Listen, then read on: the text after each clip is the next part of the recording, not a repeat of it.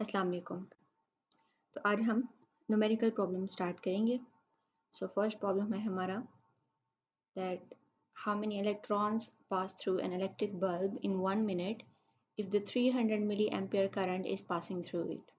ठीक है, सो हमें बताया हुआ है कि एक बल्ब में से 300 मिली एम्पियर करंट गुजर रहा है। वो पूछ रहा है कि number of electrons, how many electrons pass through an electric bulb in 1 minute। एक मिनट में कितने इलेक्ट्रॉन्स पास करेंगे। इसका मतलब है कि हमें उसने जो है वो चार्ज पूछा हुआ है। ठीक है, इलेक्ट्रॉन्स जो हैं वो ज़ाहिर है चार्ज है जो कि फ़्लो कर रहा है इन अ गिवन टाइम। तो वो करंट बना रहा है, तो करंट हमें दिया हुआ है, टाइम दिया हुआ है हमें, और हमें पूछ रहा है कि चार्ज जो है वो कितना फ्लो करेगा। चार्ज भी नहीं बल्कि हमें पूछ रहा है कि नंबर ऑफ इलेक्ट्रॉन्स कितने होंगे, हाउ मैनी इलेक्ट्रॉन्स। ठीक है, सो हमें पता है कि जो जो करंट गिवन है हमें 300 मिली एम्पेयर, यानी 300 cross 10 to the power -3 ampere, और टाइम है हमारे पास 1 मिनट। अब टाइम का जो ऐसा यूनिट है वो तो हमें पता है मिनट नहीं है, वो सेकंड है। तो आप इसको सेकंड में कन्वर्ट कर दें। सो एक मिनट में 60 सेकंड होते हैं, तो 1 मल्टीप्लाई बाय 60 इज़ 60 सेकंड। ठीक है, अब हमने फाइंड करना है नंबर ऑफ इलेक्ट्रॉन्स। तो हमें पता है कि जो चार्ज होता है, सॉरी, तो जो चार्ज होता है Q, हमने कई दफ़ा ये बात की कि वो इलेक्ट्रॉन्स का इंटेग्रल नंबर होता है। ठीक है, जो भी अमाउंट ऑफ चार्ज होगी वो लोवेस्ट नंबर ऑफ चार्ज यानी कि लोवेस्ट अमाउंट ऑफ चार्ज यानी कि charge of electron times n होगा। ठीक है, तो मतलब 2 times n, 3 times n, charge जो है वो हमेशा टोटल यानी कि integral multiple of charge of electron होगा। तो वही वाला फार्मूला हम यूज़ करेंगे कि जो चार्ज है वो let's say n total number of charges हैं, और हर चार्ज के ऊपर कितना चार्ज है, इलेक्ट्रॉन के चार्ज जितना चार्ज है, तो टोटल नंबर ऑफ चार्ज क्या होगा, n टाइम्स e। ठीक हो गया। तो यहाँ से बेसिकली हमने n फाइंड आउट करना है कि नंबर ऑफ इलेक्ट्रॉन्स कितने हैं। हमें पता है इलेक्ट्रॉन का चार्ज क्या है, चार्ज को हम उधर ले जाएंगे।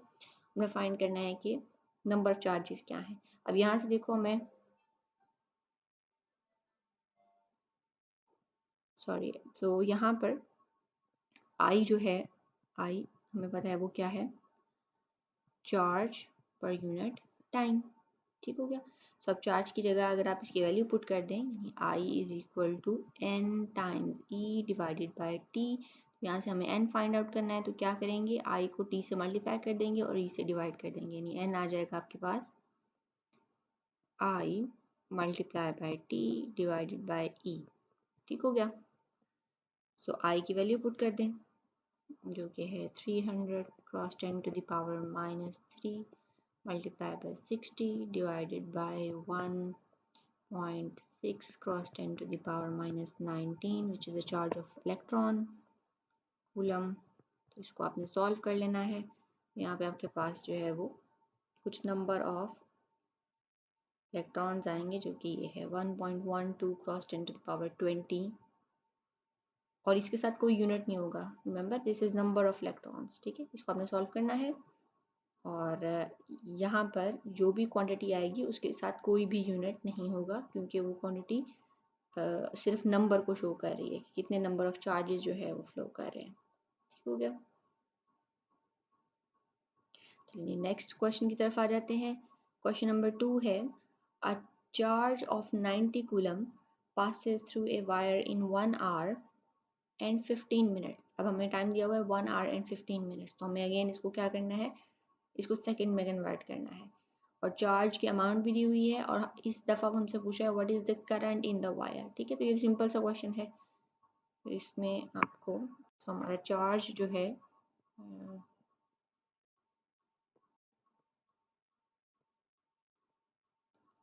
तो चार्ज Q जो है, एक मिनट,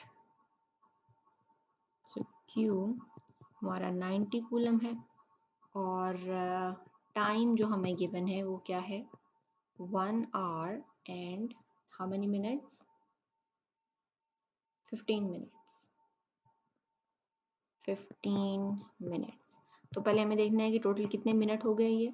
सो ये टोटल मिनट हो गए आपके 1 आवर में 60 मिनट्स होते हैं प्लस 15 मिनट्स, तो ये हो गए 75 मिनट्स।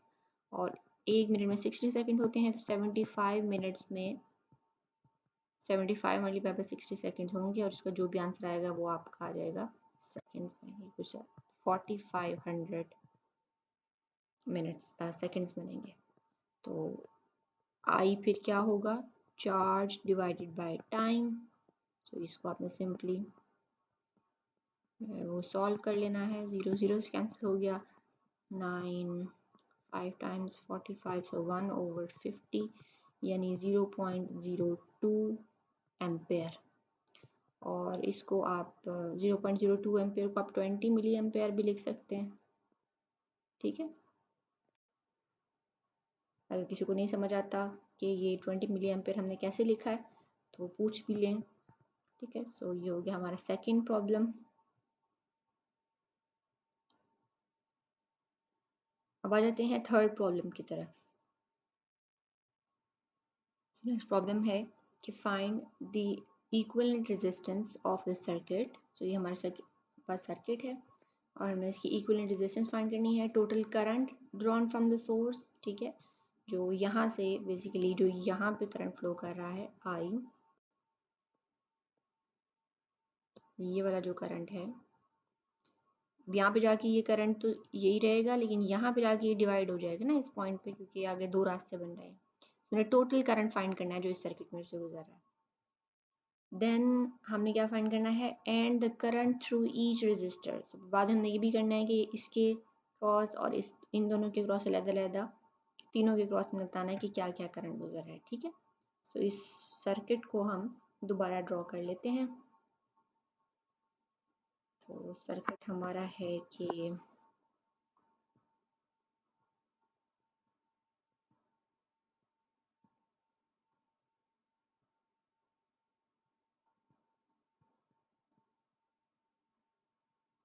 ये 3 ओम का रेजिस्टर है, ये 6 और ये भी 6 ओम का है। ठीक हो गया, और बैटरी हमारी है 6 वोल्ट की। तो सबसे पहले तो हम ये देख लेते हैं कि इक्विवेलेंट रेजिस्टेंस क्या होगी। ठीक है, सो इक्विवेलेंट रेजिस्टेंस जो है आपको पता है कि ये दोनों रेजिस्टर जो है वो पैरेलल लगे हुए हैं, और फिर जो इनकी इक्विवेलेंट रेजिस्टेंस होगी वो इस थर्ड रेजिस्टर के साथ सीरीज में है। ठीक है, तो ये दोनों R1 है, ये R1 है और ये R2 है। सो ये दोनों जो है वो R, तो equivalent resistance for parallel resistors के लिए क्या फार्मूला होता है 1/R equivalent equals to 1/R1 प्लस 1/R2। सो R1 रेजिस्टर और R2 रेजिस्टर जो है चूंकि वो पैरेलल हैं, तो हम उनकी इक्विवेलेंट रेजिस्टेंस निकालेंगे बाय यूजिंग दिस फार्मूला। ठीक है, सो ये आपके पास आ जाएगी 1/6 plus 1/6 which is equal to 2/6 which is equal to 1/3। तो R इक्विवेलेंट आपके पास आ जाएगी 3 ओम। ठीक हो गया, तो ये इन दोनों की इक्विवेलेंट रेजिस्टेंस का मतलब है हम इनको ख़त्म करके यहाँ पर एक रेजिस्टेंस लगा सकते हैं जो कि 3 ओम की हो और वो सेम काम करेगी, यानी वो इनकी इक्विवेलेंट रेजिस्टेंस है। यानी हम अपना जो सर्किट है वो दोबारा बना सकते हैं कुछ इस तरह करके कि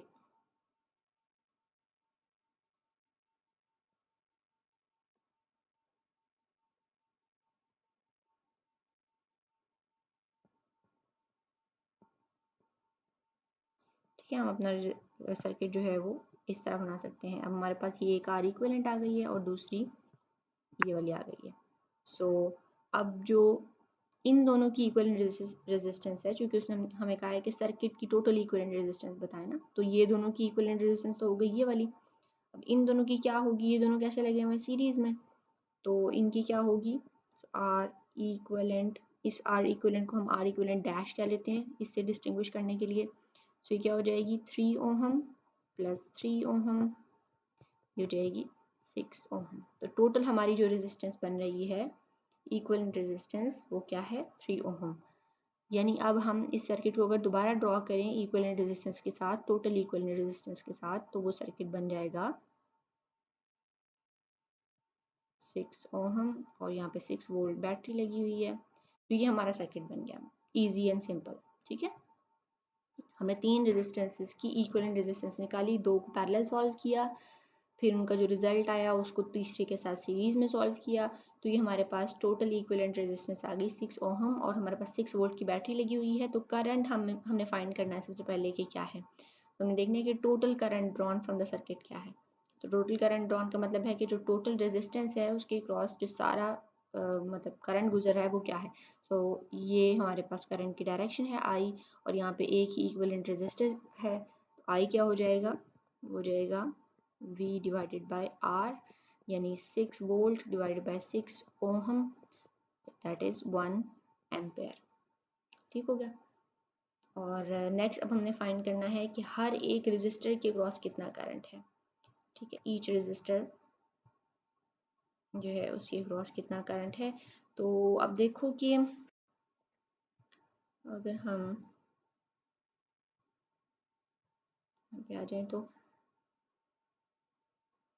अब करंट जो है, देखिए हमारी जो सबसे पहले डायग्राम थी जिसमें हमने इक्विवेलेंट रेजिस्टेंस नहीं बनाई हुई थी, वो उस डायग्राम को हम लेंगे करंट निकालने के लिए, क्योंकि हमें हर एक रेजिस्टर की क्रॉस से अलग-अलग करंट निकालना है। अब देखो कि जो करंट है वो यहाँ से आ रहा है, तो यहाँ से करंट आ रहा है और यहाँ पे उसके पास 2 डायरेक्शंस हो गई हैं।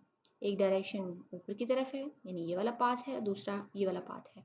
तो करंट यहाँ पर चूँकि दोनों रेजिस्टर जो है वो इक्वल हैं, तो करंट यहाँ पर इक्वली डिवाइड हो जाएगा इन दोनों में, और उनमें से गुजरने के बाद करंट जो है अगेन कंबाइन होगा इस पॉइंट पे, और वो सारे का सारा करंट जो है वो इस रेजिस्टर में से गुजरेगा।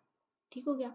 तो करंट जो है वो अपने पाथ में ये जो 2 पैरेलल रेजिस्टर्स हैं इनके क्रॉस ड्रॉप हो रहा है, क्योंकि हमें पता है पैरेलल अगर रेजिस्टर्स हों तो उनके क्रॉस करंट जो है वो डिवाइड अप हो जाता है, और फिर जो सीरीज में है उसके क्रॉस जो भी करंट होगा इस लूप में वो पूरे का पूरा करंट गुजरेगा। हमें पता है इस लूप में कितना करंट है, 1 एम्पेयर। सो जो ये हमारा रेजिस्टर 3 है, जो 3 ओम का रेजिस्टर है, उसके क्रॉस तो जो करंट गुजरेगा वो वही होगा, यानी कि 1 एम्पेयर। अब हमने देखना है कि इन दोनों के क्रॉस क्या करंट गुजरेगा। ठीक है, तो पहले हमें ये देखना पड़ेगा कि इन दोनों के क्रॉस वोल्टेज ड्रॉप क्या है, क्योंकि अब वोल्टेज ड्रॉप का क्या सीन है कि वोल्टेज ड्रॉप तो दो अगर आपके पास रेजिस्टर सीरीज में लगे हों तो उनके क्रॉस वोल्टेज ड्रॉप डिफरेंट होता है। तो अब ये जो 6 वोल्ट है टोटल, अगर आप देखो तो इनका हमने इक्विवेलेंट बनाया था ना ये वाला सर्किट। ठीक है, सो जो 6 वोल्ट टोटल यहाँ से हमें मिल रहा है वो हाफ यहाँ पर हो रहा है ड्रॉप और हाफ यहाँ पे हो रहा है, क्योंकि दोनों इक्वल है रेजिस्टेंस, ये भी 3 ओम का ये भी 3 ओम का है। तो हाफ जो है वो यहाँ पे ड्रॉप हो रहा है और हाफ जो है वो यहाँ पे ड्रॉप हो रहा है। ठीक है, सीरीज में हो रजिस्टर तो वोल्टेज डिफरेंट होता है, पैरेलल हो तो करंट डिफरेंट होता है। तो इसका मतलब है कि ये जो हमारे 2 पॉइंट्स हैं, सो ये जो 2 पॉइंट्स हैं इनके क्रॉस वोल्टेज ड्रॉप कुछ और है, और इन 2 पॉइंट्स के दरमियान वोल्टेज ड्रॉप कुछ और है। इन दो के दरमियान कुछ और है और इन दो के दरमियान कुछ और है। और फिर जब आप ये ए और बी की लेट से बात करते हैं, ए और बी के दरमियान जो पोटेंशियल ड्रॉप है वो इस रेजिस्टर और इस रेजिस्टर के लिए दोनों के लिए सेम है, क्योंकि हमें पता है कि पैरेलल में वोल्टेज ड्रॉप जो है वो सेम होता है, सीरीज में करंट सेम होता है, पैरेलल में वोल्टेज ड्रॉप सेम होता है। ठीक है, तो अब हमारे पास ये 2 पैरेलल लगे हुए हैं, तो यहाँ पे ए और बी पॉइंट पे जो भी पोटेंशियल होगा वही 6 वोल्ट 6 ओहम इसके क्रॉस होगा, वही इसके क्रॉस होगा। ठीक है, इन दोनों के क्रॉस वोल्टेज ड्रॉप तो सेम हो गया ए और बी पॉइंट पे।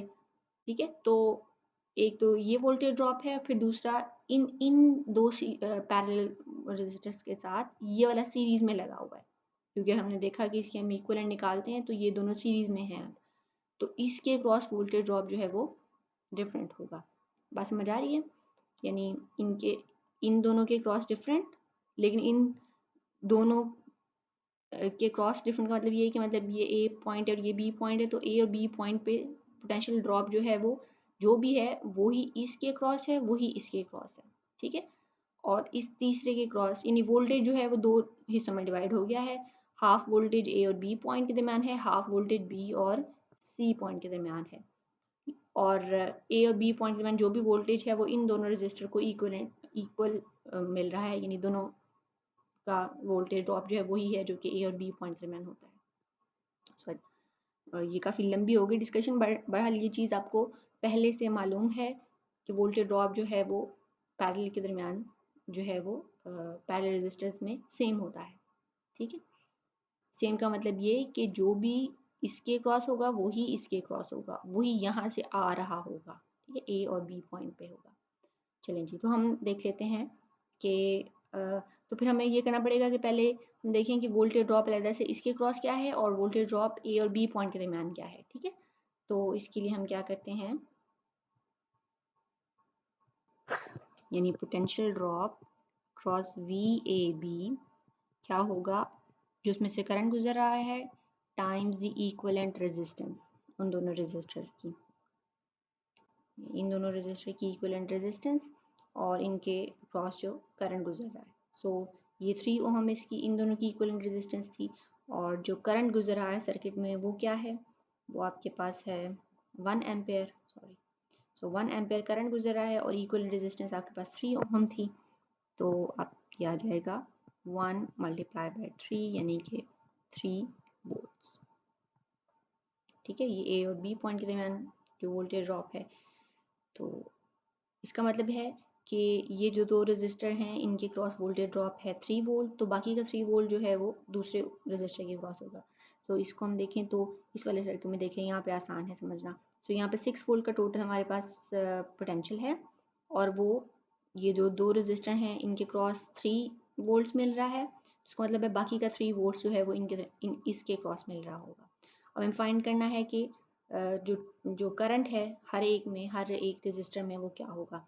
तो इन दोनों ए और बी पॉइंट के दरमियान वोल्टेज ड्रॉप क्या है 3 वोल्ट्स, तो फिर करंट क्या होगा, हमें पता है रेजिस्टेंस क्या है 6, तो करंट क्या हो जाएगा, फॉर्मूला से निकाल लीजिए, I will be equal to, so I1 for resistor 1 क्या हो जाएगा VAB डिवाइडेड बाय R। तो VAB क्या है 3 वोल्ट्स डिवाइडेड बाय R क्या है, R भी 3 है आई गेस, सॉरी R 6 है, R 6 है, तो ये हो जाएगा 1/2 यानी 0.5 एम्पेयर। ठीक है, वोल्टेज ड्रॉप आपने वही लेना है, बैटरी का नहीं लेना, वो लेना है जो कि ए और बी के दरमियान है, जो भी हमने निकाला। इसी तरह दूसरे वाला भी 6 है, तो जाहिर है उसकी क्रॉस भी क्या होगा करंट, ये आप निकाल के देख लीजिएगा इसी फॉर्मूला से, ये भी आपके पास हो जाएगा 0.5 एम्पेयर। फिर तीसरा रेजिस्टर है ये वाला, इस रेजिस्टर के क्रॉस क्या करंट होगा, तो वो करंट आपके पास होगा इसके क्रॉस जो वोल्टेज ड्रॉप है वो डिवाइडेड बाय इसकी रेजिस्टेंस। अब इसके क्रॉस वोल्टेज ड्रॉप क्या है, हमें देखा कि इन दोनों के क्रॉस जो है वोल्टेज ड्रॉप, यानी यहाँ पर वोल्टेज ड्रॉप जो है वो 3 है, तो इसका मतलब बाकी का 3 यहाँ पे आ गया। ठीक है ना, वोल्टेज यहाँ पे टोटल जो 6 था वो, ये जो दो सीरीज में ये एक इक्वलेंट रेजिस्टेंस, ये ए है पॉइंट, ये बी है और ये सी है, इक्विवेलेंट रेजिस्टेंस के क्रॉस 3 वोल्ट हो रहा था, तो बाकी का 3 वोल्ट जो है वो यहाँ पे आ जाएगा। इसका मतलब है बी और सी पॉइंट के दरमियान जो है 3 वोल्ट रेजिस्टर वोल्टेज ड्रॉप है। तो फिर I3 क्या आ जाएगा, इसको आप कह लो VBC, ठीक है, और डिवाइडेड बाय R3, ये R1 था, सो VBC भी 3 वोल्ट है, डिवाइडेड बाय R3 कितना है, वो भी 3 है, तो यहाँ से जो करंट गुजरेगा वो होगा 1 एम्पेयर। और वैसे भी हमें पता चल रहा है कि भाई ये जो रेजिस्टर है, चूंकि ये तो बाहर वाले लूप का हिस्सा है, ये बाहर वाले लूप का हिस्सा है, तो इसमें से जो भी करंट गुजर रहा है वो एक्चुअली वही करंट है जो कि हमारे सर्किट में टोटल करंट जो ड्रॉ कर रहे हैं ये तीनों रेजिस्टर बैटरी से, वो यानी 1 एम्पेयर।